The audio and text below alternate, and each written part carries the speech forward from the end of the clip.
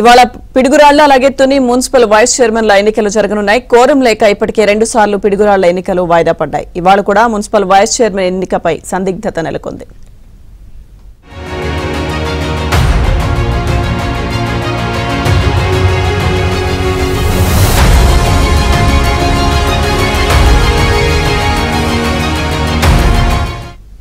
మరోవైపు వైసీపీ రచ్చతో ఇప్పటికే 2 సార్లు తుని వైస్ చైర్మన్ ఎన్నిక వాయిదా పడింది. వైస్ చైర్మన్ పదవి చేజారిపోతుందన్న భయంతో వైసీపీ నేతలు అడ్డంకులు సృష్టిస్తున్నారు. దీంతో ఎలాంటి గొడవలు జరగకుండా తుని పోలీసులు అప్రమత్తమయ్యారు.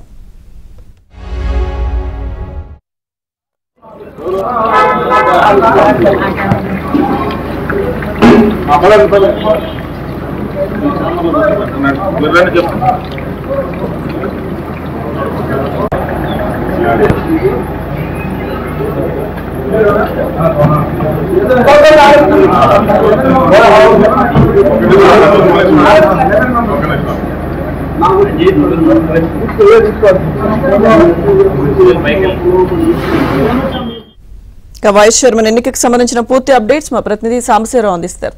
సాంబశివరావు. లక్ష్మీధర్గా పల్నాడు జిల్లా పిడుగురాల మున్సిపల్ వైస్ చైర్మన్ ఎన్నిక మరికొద్ది సేపట్లో జరగనుంది. అయితే పిడుగురాల మున్సిపల్ వైస్ చైర్మన్ ఎన్నికకు సంబంధించి ఈ గత నెల 3వ తేదీన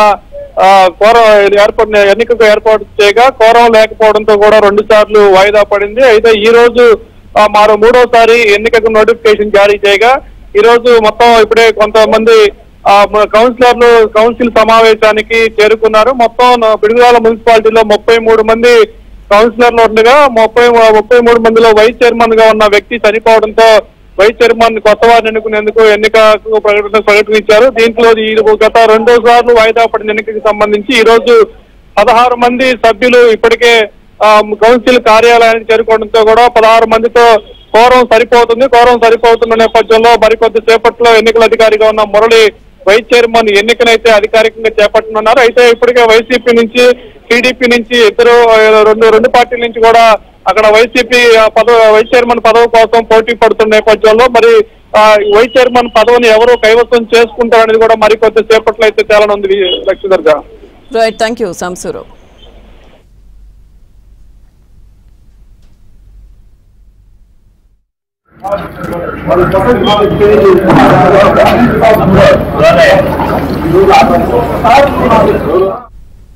ఇక తునిలో మున్సిపల్ వైస్ చైర్మన్ ఎన్నికకు సంబంధించిన పూర్తి అప్డేట్స్ మా ప్రతినిధి అప్పారావు అడిగి తెలుసుకుందాం. అప్పారావు.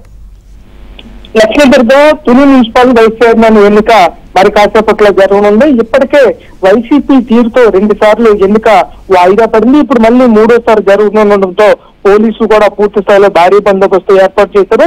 ఇప్పటికే తునిలో ఎవరు గుమ్ముకూడవద్దని ఆయుధాలతో ఎవరు తిరిగినా సరే ఊరుకునే లేదని జిల్లా కలెక్టర్ కూడా ఇప్పటికే ప్రత్యేకంగా ఆదేశాలు జారీ చేశారు.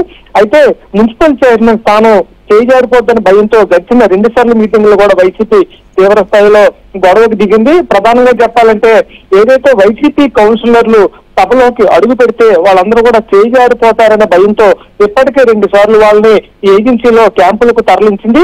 మీటింగ్ కొన్ని నిమిషాల ముందు మాత్రమే వాళ్ళందరినీ సమావేశానికి తీసుకొచ్చే పరిస్థితి నెలకొంది. దీనిపై తెలుగుదేశం పార్టీ తీవ్ర స్థాయిలో ఆగ్రహం వ్యక్తం చేస్తుంది. కౌన్సిలర్లు టీడీపీ వైపు రావడానికి సిద్ధంగా ఉన్నప్పటికీ కూడా వైసీపీ క్యాంపు రాజకీయాలు నిర్వహిస్తూ వాళ్ళు చేజారిపోతారన్న భయంతో ప్రతిసారి మీటింగ్ జరగకుండా ఏదైతే చైర్మన్ స్థానంలో ఉన్న వైసీపీ నేత అడ్డుకుంటున్నారని తెలుగుదేశం పార్టీ తీవ్ర స్థాయిలో అభ్యంతరం వ్యక్తం చేస్తుంది. ఈ నేపథ్యంలో 2 సార్లు వాయిదా పడ్డ ఎన్నిక మరి కాసేపట్లో జరగనుంది. ఇప్పటికే వైసీపీ తీరు నచ్చగా 2 రోజుల కిందట 10 మంది వైసీపీ కౌన్సిలర్లు టీడీపీలో చేరారు. దీంతో 30 మంది సభ్యులున్న తుని మున్సిపల్ దాంట్లో ప్రస్తుతం టీడీపీ బలం 10కి చేరింది.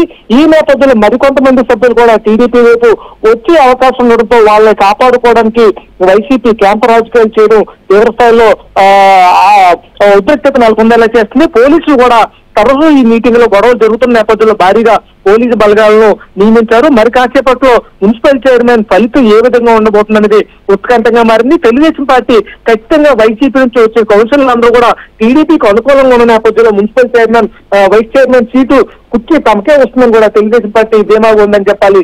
లక్ష్మీధర్గా. Right, thank you Apparao.